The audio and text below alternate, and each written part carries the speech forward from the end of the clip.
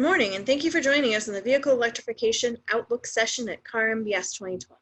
This morning's session was sponsored by Lubrizol. During the session, all audience members will be muted to ensure a quality user experience for everyone participating. Please submit your question by using the Q&A function. If you have any other questions regarding the virtual MBS experience, please feel free to ask those questions at the information desk in the virtual lobby. Please also take a moment to visit the virtual exhibits in the exhibit hall. And if you'd like to earn CEU or PDH credits for participating in CAR MBS, please visit our MBS page on our website at www.cargroup.org to access the registration link for CEUs or PDHs. Once again, thank you for joining us today. I'm pleased to welcome session moderator, Director of Technology Research at the Center for Automotive Research, Brett Smith. Good morning, and thank you for attending today's session, Are We There Yet? Vehicle Electrification Outlook. My name is Brett Smith, as Katie just mentioned. I'm the Director of Technology at the Center for Automotive Research. I'm joined today by two guests, Dr. Jörg Trampler, Head of Engineering Center North America, Car Powertrain Technology at ZF, and Dustin Kraus, Director of E-Mobility North America for Volkswagen America. Gentlemen, thank you for joining me. About a year ago this weekend, I was at an event with a group of about 300 investors, financial people, and the question started to become, what's going to happen? No problem. What's going to happen at the next recession, that next downturn? We started talking, I think a lot of the thought was, this industry has traditionally pulled back during a recession. And when that recession happens, the industry pulls back on technology. I have opinion that this is going to be different because it's a different world out there. We have different competitors, we have different technologies. And I thought it was going to be really interesting to watch what happens. I should start. I think Tony's actually on vacation this week, so I'm not sure he's joining. And so, I'm sorry, we had a little bit of background noise there. And so as I watched this and I watched this come through, one of the big questions we had was, what is going to happen to electrification? Is electrification, as we go through a downturn, going to pull back, or is it going to power through?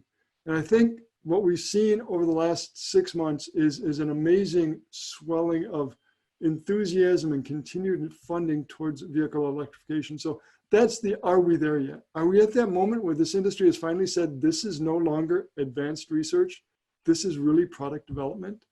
And I want to get to that today.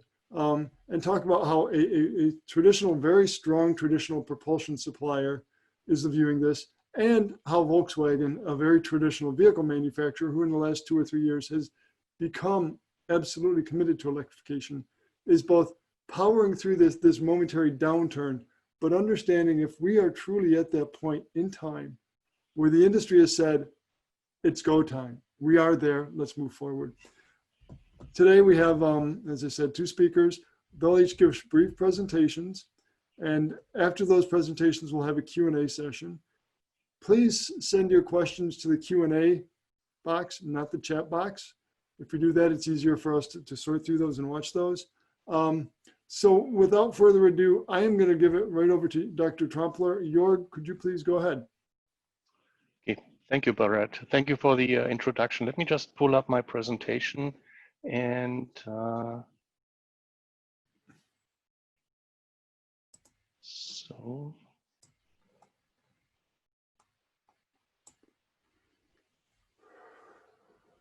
second, I am. And it's while you're doing that, Jörg, I can just mention that the bios and such are on our website. It's a very short session here, so instead of giving a bit of background in the speakers, you're welcome to poke through the bios. And you're up, Jörg. Yes, so can you see my full presentation now? Yes. Okay, thank you. Thanks, Brett, for the invitation. And as I mentioned before, Northern Michigan, I love Northern Michigan. It's a bit sad that we cannot be in Traverse City this year, but I made it to West Branch, Michigan, so welcome and greetings from my hotel room in West Branch today for my short presentation. So are we there yet? It's actually an interesting question, and that's probably why Brett picked it.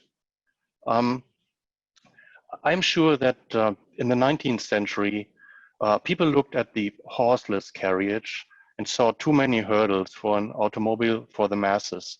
Lack of fueling stations, lack of public roadways, just to mention a few. However, there were innovators like Carl Benz and Henry Ford, and they were able to look past these challenges and envision the future of mobility.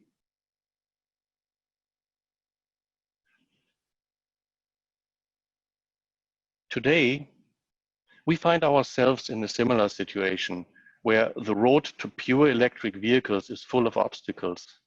As you can see, it is not a drag strip where one presses the accelerator and goes as fast as possible.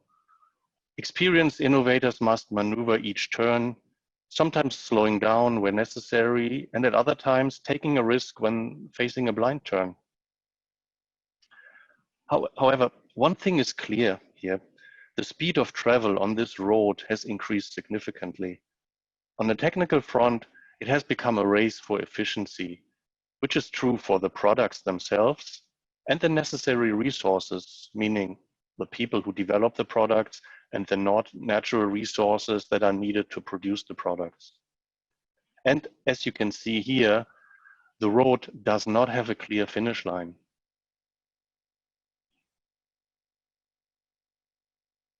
So despite these challenges, the industry is committed to sustainability. For example, amidst the global pandemic, New York announced it is investing $750 million to expand electric vehicle charging infrastructure. And GM has promised to bring at least 20 new electric vehicles to market by 2023. Also, Volkswagen's electrification plans are well known, and we will likely hear more about them in a few minutes after my presentation. As for ZF, despite the global COVID-19 crisis and its impact on the industry, we are committed to our Vision Zero strategy. Design mobility that generates significantly less CO2 emissions in the short term and zero emissions as a long-term goal.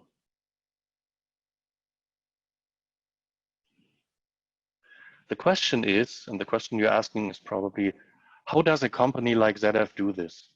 A company that has a long history in automatic and manual transmissions, with a large customer base and a heavy industrial footprint for this technology. So our answer is a dual strategy with strong vertical integration for the key components. Many people don't know that ZF has almost 2 decades of experience in powertrain electrification. We brought a 42-volt crankshaft starter generator into production in the late 2000s. And we've been producing hybrid automatic transmissions since 2013. We are using this know-how to further develop and electrify our automatic transmissions for the future. Let me just say, ZF is no longer developing new systems for conventional driveline technology. There will be no more new ZF automatic transmission that is not hybrid ready. And you can imagine this is a historic shift that underscores ZF's commitment to electric mobility. On the electric vehicle side, we have developed and we have in production our EVD, our electric vehicle drives. Here we are bringing together our experience in axle drive technology, electric motor technology, and inverter technology. So, but here we're only scratching the surface. We're looking at the system level. However, I mentioned the race for efficiency before. In order to be efficient and competitive, I mean, both technically and in terms of cost, we develop and produce our key modules in-house. This includes the electronic hardware and the software. And you can see on this slide an overview, the electric machines, the electric motors on the left, the inverters, but then the pure mechanical modules that are still needed, clutches and torsional dampers. And we combine those with electric motors to hybrid modules that we not only apply to our own transmissions, but that we are also selling to the market, to companies who have their own automatic transmissions, but want to hybridize them. And as mentioned before, the electric vehicle drives with the inverters, we have our own transmission control units also. But here I mentioned the inverter before. It does not end with the mechanical components. At ZF, in cooperation with partners, we develop and produce our own inverters. Inverters are crucial contributors to the overall efficiency of an electric drive system, when keeping in mind that the electric energy always flows through the inverter, being in drive mode or in recuperation mode. Losses in the inverter directly impact a vehicle's driving range. And besides conventional 400-volt technology, we are working on silicon carbide and 800-volt technology, which are key for increased efficiency, meaning increased driving range, and also for short charging times in the future. So when looking at this, what are the tangible efficiency benefits for our systems? For example, our next generation 8-speed automatic transmission is a big step forward for us in hybrid driveline technology. We will have the inverter module integrated in the transmission housing, a significant cost and space saving.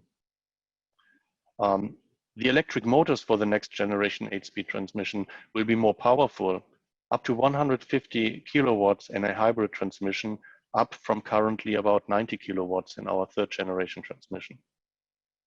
And keeping the transmission at the same size, despite an integrated inverter and more powerful electric motors, was only possible for us because of our continuous development on the component level. And as for fully electric drives, we are already working on our next generation electric vehicle drives, and those will benefit from the same advancements in electric motor and inverter technology as our hybrid automatic transmissions. Those electric vehicle drives will be scalable from 80 kilowatts to more than 200 kilowatts of electric power. And here we're aiming for a market entry in the year 2022.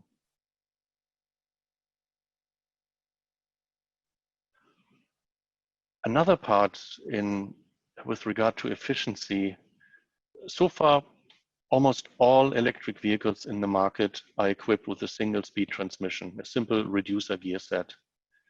We recently presented an electric drive unit with an integrated 2-speed transmission. A prototype is running in a demonstrator vehicle in Germany, where we tweak the unit and we gather more experience. The 2-speed transmission makes our EVD, our electric vehicle drive, more efficient, and with that increases the vehicle driving range. I think this is a good example for our dual strategy.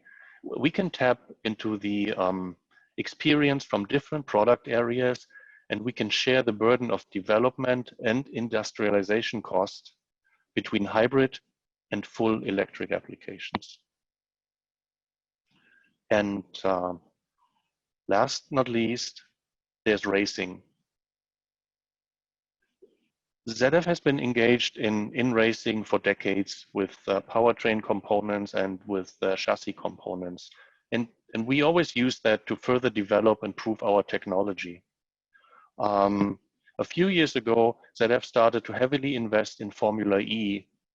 And that's for us a unique environment to test and innovate, specifically the optimization of the overall system efficiency of the electric drivetrain.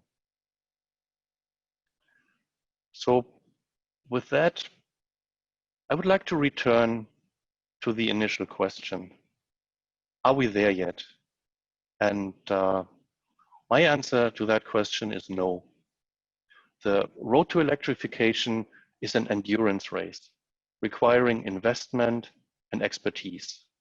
And ZF has many laps under our belts on the race, and the race for efficiency is on. So with that, I'm closing my presentation. Thank you very much for your attention, and I look forward to a good discussion following Justin Krause's presentation. Thank you.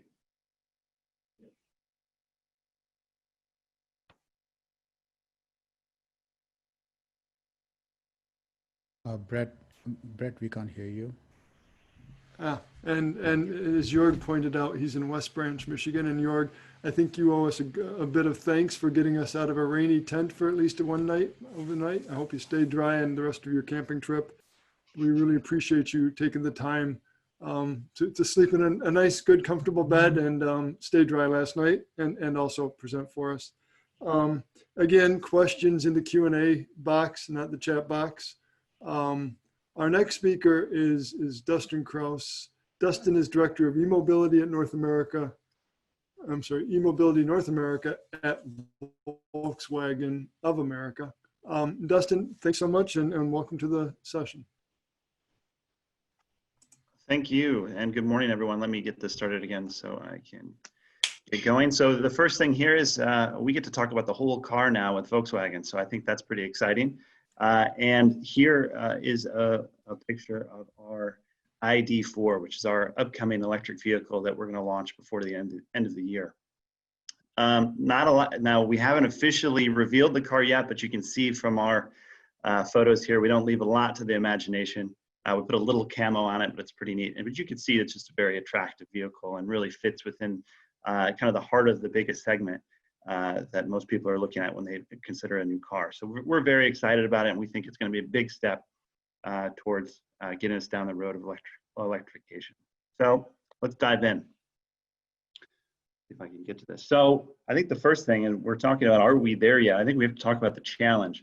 And with us, it's a holistic challenge because we have to think about everything from building the vehicle design all the way to getting this car to the customer. So what are the major challenges as I see it? I see a change of the culture in largest automaker and its dealer partners is a big one. Certainly, we've got to get everyone behind this mission, and this very much is a mission to bring e-mobility to the masses. We have to design a scalable product that has high customer value. I think there's been a lot of forays into the electric vehicle market. Some have been very successful, some less so. And that's because I think in many cases, electric vehicles have had some compromises up until now, which have kept someone from sitting on the fence, from maybe sitting on the fence a little bit longer until there's a product that fits their needs a little better.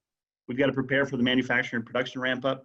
Certainly all of our investments as a company for a long time have been on the Golf and the Jetta and now with some of our other vehicles that we have out there. So bringing a new product to the market, which is completely different, we've got to prepare for that in manufacturing the vehicle.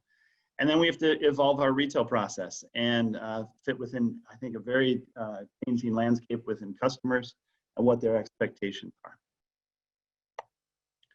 So we've said a lot about this. Pretty much when you search electric vehicles on Google, you find a lot of articles about what Volkswagen's doing. And I think you're going to start to see some of the proof behind that. Now, we have released some cars already. We have the e-tron out by Audi, and we have the Taycan out by Porsche. So we've hit the luxury market, and we've hit the sports car market. Now we're going to hit the mass market with the ID4. We also have the ID3 coming out in the European market, which is sort of kind of the electric vehicle successor of the Golf, which is a huge product for us, obviously. But you see that we have a lot of admiration when it comes to not only electric vehicles, but what other companies are doing in terms of electrification as well. We look to see and we take inspiration from what our customers are wanting and what others are doing. We have a plan really to transition to electrification over the long term, as we see this as the most important transition in automotive. And I think that you'll see automotive change more in the next 10 years than you have in the last 100. And we want to be a leader in that. So, you know, we not only have all of our brands and products with the brands coming out with electric vehicles, we also have Electrify America in the US as well to support those electric vehicles with DC fast charging. And we are currently the largest open network of DC fast chargers in the US, and we have a cross-country route. So you can today drive an electric vehicle across the country using Electrify America stations.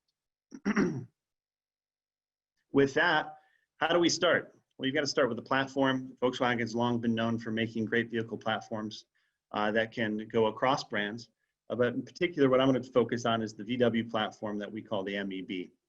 And what's important with this is that this is not just a battery thrown into a car that we generally put an ICE motor in. We are starting from the ground up, and that's an important part of building a good EV that's going to maximize efficiency and give the driving dynamics that you'd expect from an EV. EVs are fun to drive. And one of the reasons for that is because you've got all the weight in the lowest part of the vehicle. You got the battery pack underneath the floor. You've got the motors in between the wheels. And you got instant torque with an electric motor. And you see that our MEB platform is taking advantage of all of those. It'll be available in a few different variants, for both a rear-wheel drive variant and an all-wheel drive variant. And as you can see, most importantly, can be adapted to many different vehicle types. So you can see to the right of the page that we've got the ID3, ID4. Very excited for the ID Buzz, which is the reincarnation of the Volkswagen bus, which I think is the only way that you could remake a car like that is as an EV powertrain. So I think there's a ton of excitement around that. We're trying to get that one out to the marketplace. And then we have other variants that we've been working on too. There you see the ID Space Vision, which we had a concept at the LA Auto Show last year, and then the ID Buggy as well, which has also been a concept. And we've got tons of other ideas on the table, and that's the beauty of a platform like this, is that this can start to open the world of possibilities to a lot of different vehicles, and pretty exciting as you can just develop a new vehicle on top of it. If I go into the next one here, now we talk about customer journey. So sort of that other issue that we've got to think of through here. And that's that customers aren't buying cars the way that they used to. They just don't walk on the lot and they're ready to buy. Customers have a lot more tools than ever to consider purchasing a vehicle, and 100% of people are starting their journey online. So the customer journey for someone that's looking to purchase a car is not linear. It's not, I step in the dealership, I take a test drive, I buy a car, I leave. It's, I'm doing tons of research. I'm generally interacting with the brand in some way virtually before I come in. And I'm doing a test drive, and I want to do those things on my terms now. I might not want to go to the dealership and do a test drive. I want the car to be delivered to me. I want all of the transaction to be completed up front. I want to know my trade-in value before I ever walk into the store. Maybe I never want to walk in the store at all. And I think that we see some success that particularly right now with what's going on with COVID, with taking the car business in a much more digital way. You know, customers are leading this journey, and we sort of have to. That there are no, in trying to find new ways to bring customers to the store, they aren't walking in the door, they want new things. So you can see the pandemic's bringing more digitalization to the business, more at-home service, and you can see some companies really taking the bull by the horns there. You know, many of our dealers are doing the same thing. And you can see examples like Carvana, which have been very successful in a time like now, who've already been stacked against that sort of challenge, which is how do you bring a customer vehicle services and the vehicle on their own terms, at their home, at their office, online purchasing, all of those things. And so I think the entire industry is trying to figure this piece out, but you know, we're working very closely with our dealer partners and developing new programs that should really be fantastic in terms of the customer experience. And you'll see those starting to roll out. And certainly electrification is a good way to do so. I think that those customers that are coming into electric vehicles, or many of them are not the traditional customer that we've seen in the past, or maybe these are customers that are now coming back into the brand after being away and with other brands for a while. So we really want to delight them with a new customer experience and make purchasing a car very easy. And lastly, we got to build this thing. So our plan is to initially do production out of Germany for the ID4, but then bring production into our local facility here in Chattanooga, Tennessee. We have a huge investment going into the plant there with tons of jobs being created as well. Now, currently, that factory is home of the Atlas and the Passat, but soon will also be home of the ID4. Challenges to that certainly is that we're stacked up to build ICE vehicles there right now. We've got to think about our supply chain and everything else, but we're excited to bring electric vehicle manufacturing to the United States, and particularly to the Chattanooga factory, which is a wonderful facility right in the heart of the US to bring electric Volkswagens to Americans everywhere. So that's just a quick overview. I know everyone's excited to get to the questions, so I think I'll end with this. We are also no stranger to racing at Volkswagen. We have the IDR, So we plan to show what electric vehicles can do across the board, both from entry-level models like the ID3 all the way to a racing vehicle like the IDR. So thank you very much. I look forward to your questions. Dustin, thank you very much. Great, really great start, Jorg and yourself. A nice line between two great perspectives, the technical and then the technical into the market aspects of it. Just before we came online, Dustin, we were talking, Jorg had suggested to me to listen to a podcast on the landing on the moon. It was a BBC podcast, Jorg, and thanks so much for the guidance. It is really fascinating. I'm not through it. But it described how during the NASA launch or work to get to the moon, their median age or average age of their staff was 27 years old, the NASA team. The culture part of this. You, Dustin, came from a company, for those that don't know, Dustin worked at Tesla for a while. That was a new startup. That was a very young startup. You've come to a company that's over 100 years or almost 100 years old. That has history and ways of doing things, and it's being turned upside down. How is Volkswagen adapting to that? What are things you've looked at and said, they're doing this really well, or gosh, this has really been a positive step forward on that cultural shift? Well, I think the commitment, you can feel it across the company, that this is the most important thing that we're doing. And that's because as the largest automaker, we have a responsibility to lead. And I think that we all feel that responsibility at Volkswagen, and we're reacting to it.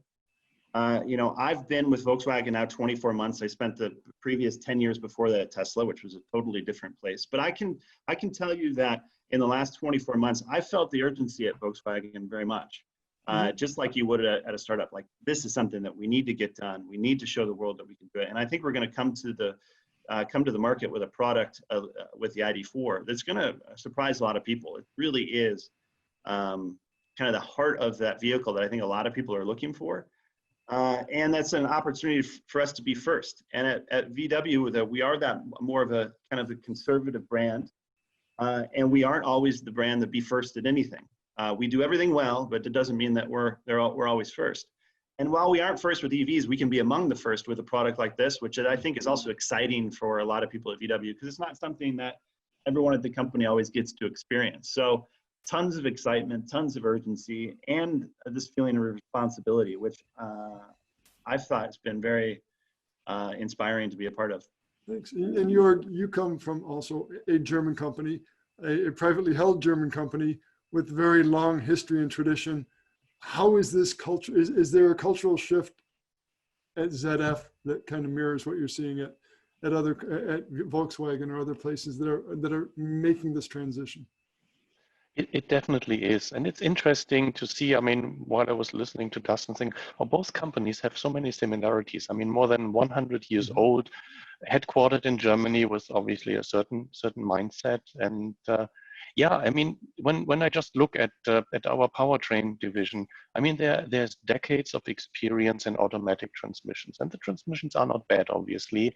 And there are people who are proud of the work they do. I mean, people are proud to develop the transmissions. People are proud to produce the parts. And now all of a sudden there's something happening where people say, maybe a few years from now, this product, and with that, your expertise is no longer used and needed. So a few things that are happening here. And I think the most significant probably is we recently announced, and it's just a few days ago, that we are merging our two, let me call them two driveline divisions together. The powertrain division that is responsible for everything, transmission, be it manual or automatic, torque converters, axle torque converters, and so on. And the e-mobility division, which is responsible for the electric motors, inverters. We're going to make this one big division. And that's for various reasons. I mean, people might say, yeah, this is just a balance sheet thing. And maybe there's some truth to that. But it basically gives us so much more flexibility to put our resources where they are needed. And also, and not to forget that, it motivates people. Because coming back to the young team, in the US, we also have a pretty young team. And employees are asking me, so where's our share in electrification? Will we be needed in the future? And I think here we're sending our signal, say we are one big family now, and the future is electrification. So actually, a little bit different direction off of that. I guess it can't be a conference, a webinar, or anything right now without saying, okay, how does COVID-19, this pandemic, has this pandemic been an enabler for ZF to make the changes because it's such a major event, or has it become, is it a problem? Is it created barriers? No, I mean, you can imagine, I mean, we're talking about, ZF is a big company, and here we're talking about, I think, a combined 30,000 people being affected by that.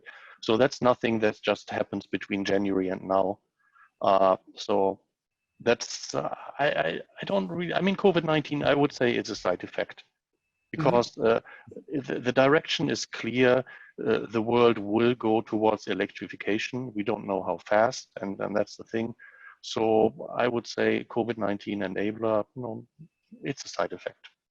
Dustin, it's been interesting the last year or so how in North America, and I want to talk about non-North America stuff in a few moments, but how the North American companies, the companies that are operating here, whether they be German, Europe, or Asian, or North Americans headquartered, have started to really make this transition to electrification. The consumers haven't necessarily been on board totally with this. And probably you can argue the federal government hasn't been on board with it either, which may affect some of the consumer choice. What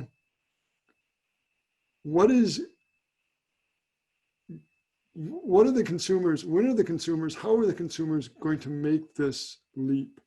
What from the BEVs do you think is going to pull them towards it? The battery electric vehicle is not the same as an internal combustion engine. It's different, it's better, it's a lot of different things. When is that moment? What are the people, how are they transitioning to it? And then maybe come back to the ID4. What do you think that brings to that discussion? Yeah, I think a few things are going to help.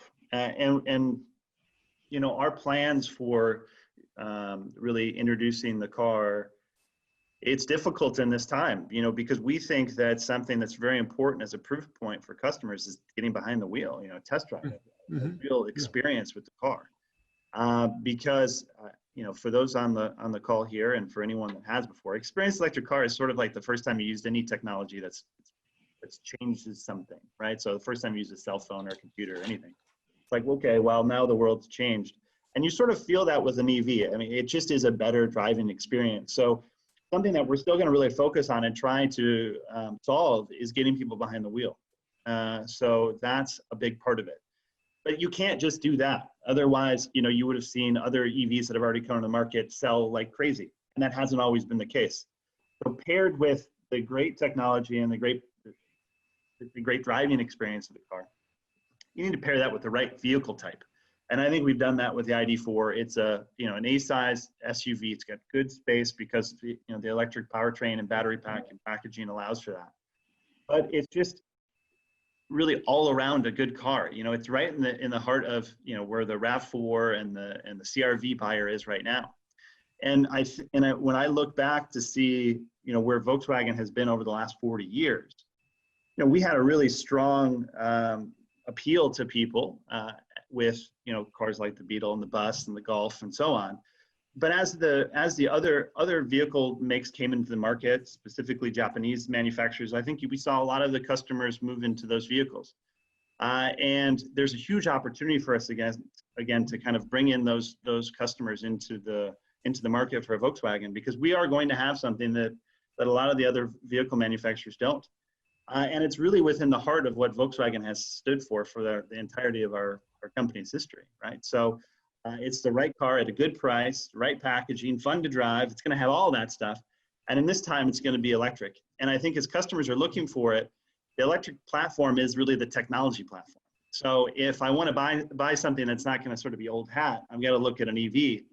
And there's been a lot of folks that have been waiting on the fence, and just that car hasn't been out there yet. Or maybe they see it as a Tesla, but Tesla, it's a new unproven technology, or it's just a little too expensive. And that's where I think Volkswagen is going to come in to be right in the middle there, which is very similar to what a customer can see with a CRV or a RAV4 or a vehicle like that, and not as quite out there as a Tesla or as expensive or new, and trusted brand. So I think that's a really good place to be. And I think is going to work out extremely well for the ID4 as a product. So I will admit, I've been one of those customers on the fence for quite a while. I look at the ID4 and I think that may be to the point where it's in play. You're getting to that point now where you have a mass market kind of vehicle. And I think it's really fascinating.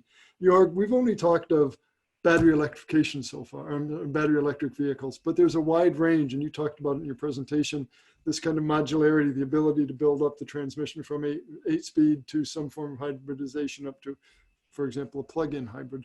How do your customers in North America balance this electrification?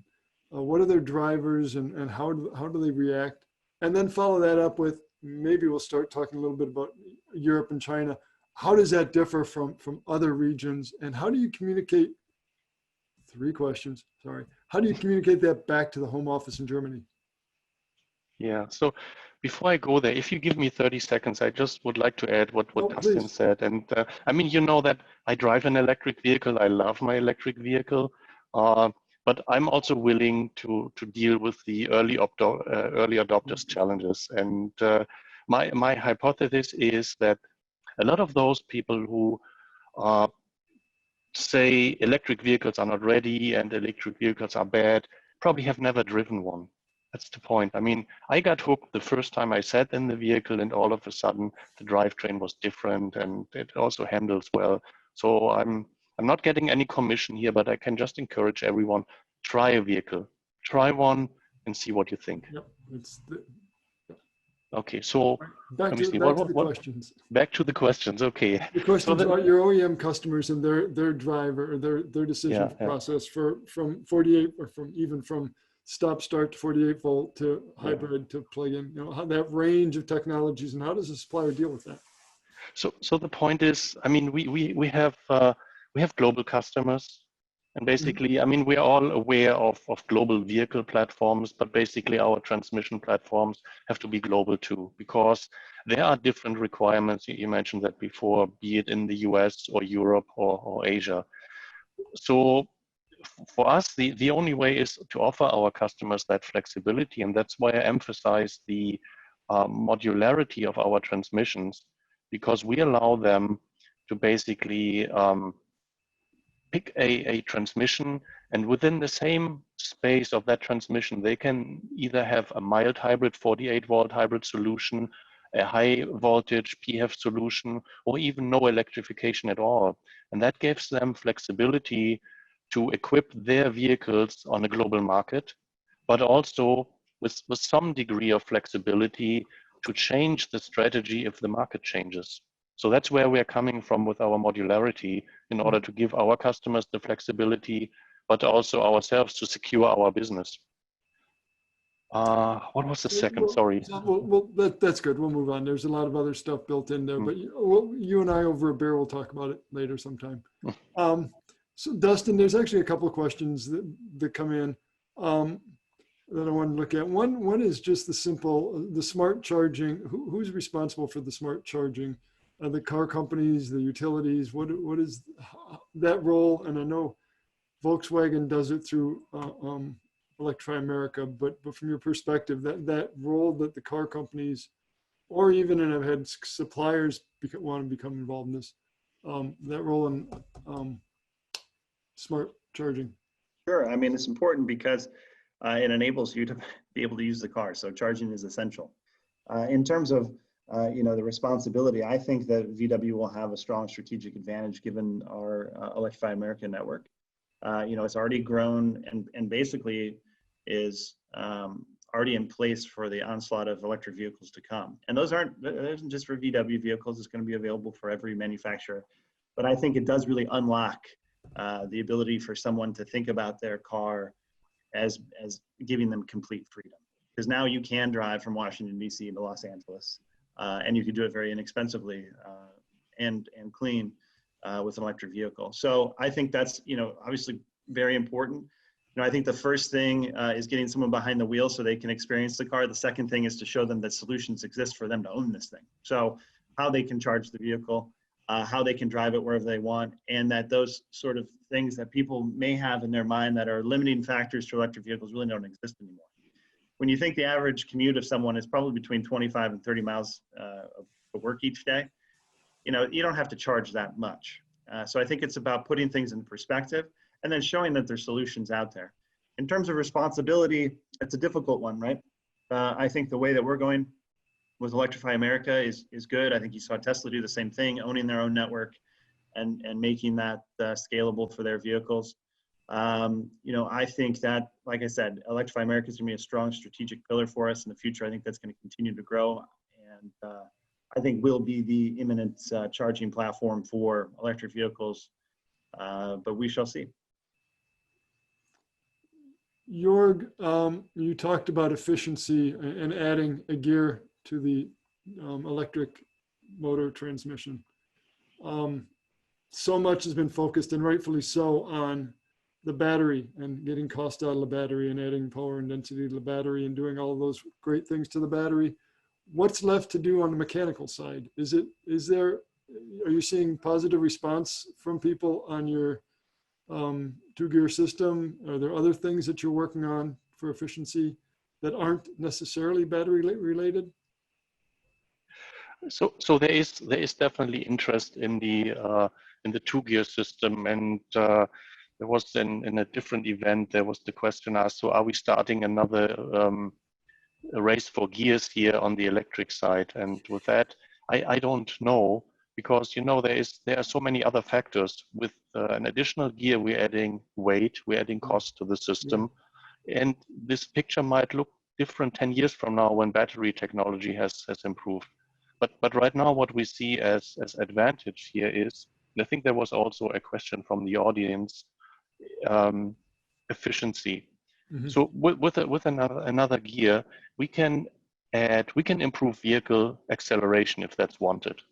We can increase towing capacity if that's wanted. I mean, electric motors have full torque from the beginning. However, if you really want to tow heavy loads, an extra gear helps definitely.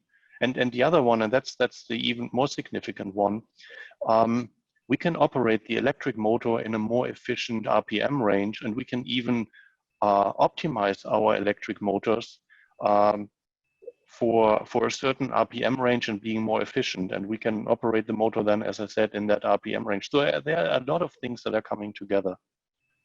And I know we're always being asked on the 8-speed side, where is that going? Yeah. I can only say, I mean, the step from our Gen 3 to our new Gen 4 transmission, the focus is on electrification. Because we had 3 generations where we continuously squeezed out that transmission in terms of efficiency, and now it's electrification. And I think I can also say, if that new transmission, the Gen 4, were to be developed purely for high voltage electrification, so PHEV and so on, it likely would not have 8 gears. It probably would have fewer gears. Interesting.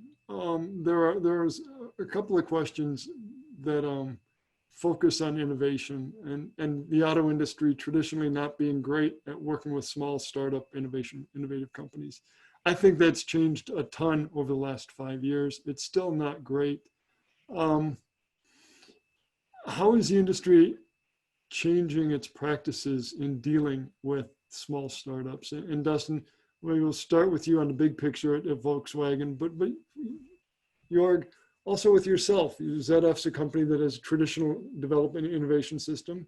How are you dealing with those outside? Dustin, you want to take a shot? Yeah, sure. So I think there's a lot more open-mindedness about this. I think when you look at some of the companies that have been out there, what they're doing, the excitement behind them, I think that just across the board, you can see partnerships and willingness to work together more than ever. It doesn't take much to do a search to see, whether it's Ford with Rivian or anyone, or Volkswagen with Ford and what we're doing together. But, I just think that to get through these, a new innovation path to do so, you need strong partners, you need to be open-minded, and you're seeing the industry as a whole do that. So I don't think there's really any surprises there. It's there's a lot to say to open a door and to listen, but then what is the action going to be? And I think that's what we're waiting to see. Yeah.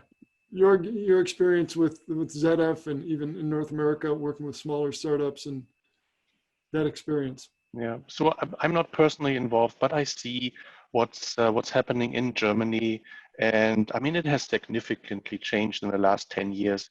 I don't even know how many smaller companies we've partnered with.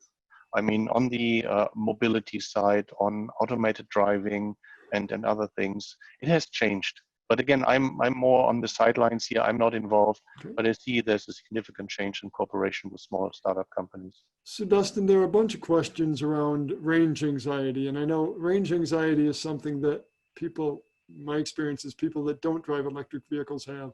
People that live with them don't necessarily have because they've learned to understand it. And one of them is, we've heard every year for 5, 6, 7 years going up to Northern Michigan for the Traverse City event, how there are no charging stations between Southeast Michigan and Northern Michigan. How do you help the customers understand the different perspective of range and energy availability? And then how do you also get some of that charging infrastructure into those places like Northern Michigan, like the Lakes District, places where people will drive to? I guess in California it would be Tahoe. Yeah, it's a good question. I've been driving EVs since I had to stop, driving across the country, stopping at KOA campgrounds, charging the car. So, how far that we've come, I feel pretty good about it, but, we've got a long way to go to get some mass market appeal and to give customers the freedom that gas stations lining the highways give them now. Mm-hmm. But I think what it is just changing the perspective a little bit. And, I think this is something that most people don't think about when they're piloting their car. They're actually piloting it. And you've got to think about, okay, where am I going? What is my path to get there? Where am I going to stop? Where am I going to refuel? Most people don't have to think that because gas stations are just kind of everywhere, right? Especially along highway routes. So I think it's just going to be investment. And that's why I feel so good about VW's position here, because with the investment in Electrify America, I mean, we already have the largest network in the country. We're opening more stations every day. We're thinking about those routes, particularly to connect different parts of the country. Mm-hmm. And then also to have those locations in cities if you were to need charging there. But most importantly is really to give people that option to drive kind of coast to coast if they want to. Now, the funny thing about that is, and I dealt with this even in the early days of Tesla, is customers often would come in and say, well, what if I want to drive to Florida on a moment's notice? I'm like, have you ever done that before? And I think it's just a lot of perspective setting. And the whole thing about owning a car is freedom. It's the main driver to wanting to have a car. It's like, I can go wherever I want, whenever I want, and I can do it easily. And we just really need to convey that you can do that with an EV too. There really aren't the same limitations that there have been in the past. People aren't stopping at KOA campgrounds like I used to have to do to drive, long distances in an electric car. And just think, in such a short period of time. Now, I got into electric vehicles in 2008, and there was no infrastructure. And now 12 years later, we have coast-to-coast fast charging. We have hundreds of thousands of electric vehicles on the road. Just imagine where we're going to go from another 10 years. So I think we're going to solve a lot of those problems for customers. And I feel particularly good about Volkswagen's position in that and our strategy behind not only our vehicle strategy with charging. Jorg solved it with a range extender, right, Jorg, on your vehicle? Yes, I mean, it's there. It's a burden in terms of weight and cost and maintenance, but it's a peace of mind machine. I'd say food to that for sure. We have to wrap up here very quickly. I'll offer you each just kind of some last thoughts, a minute or so each, on where we are now and where in the next 5 years electrification is going. Is it going to go full BEV, Jorg? Is there going to be a lot more variety with hybrids and others? Where do you think we're going? Brett, I know, but I'm not allowed to tell you. No, no. I mean, no. We have. I think every company, they have their investigations and numbers to forecast. So we have our view as a company. We say globally. So that's basically independent of the region. 2030, we think that 40% of new vehicles in 2030 will be high voltage electric. So this could be either full BEV or a high voltage hybrid. And the 60% that's not in there, we think the majority then sometime would have some kind of mild hybrid electrification, which will become mainstream. And then there's a certain percentage that's just pure combustion engine. But that's the closest we can get to our forecast. And that's why we have this strategy in order to have a dual model here. Very good, thanks. And Dustin, real quick, your thoughts on next 5 years. You've got some huge product introductions coming. Well, of course, I'm bullish about electrification. It's been something that's been a big part of my career and been working on it for a long time. And I think you're already starting to see, some companies succeed wildly with electric vehicles. I'm excited to bring some vehicles to market with the Volkswagen brand. I think they're going to be the heart of what people are looking for. And I think that we're going to have a ton of demand behind electrification. And I think we're going to try to continue to build new products that fascinate people in ways that they haven't before, and specifically with an electric vehicle powertrain. So yeah, I was going to ask you, out of the concepts that Volkswagen's shown, which is your favorite, but we don't have time for that. So maybe over a cold beverage sometime we'll be able to talk about that. Dustin, Jorg, thank you very much. And to the audience, we really appreciate it. We hope it was valuable. Be well, stay safe, and thank you.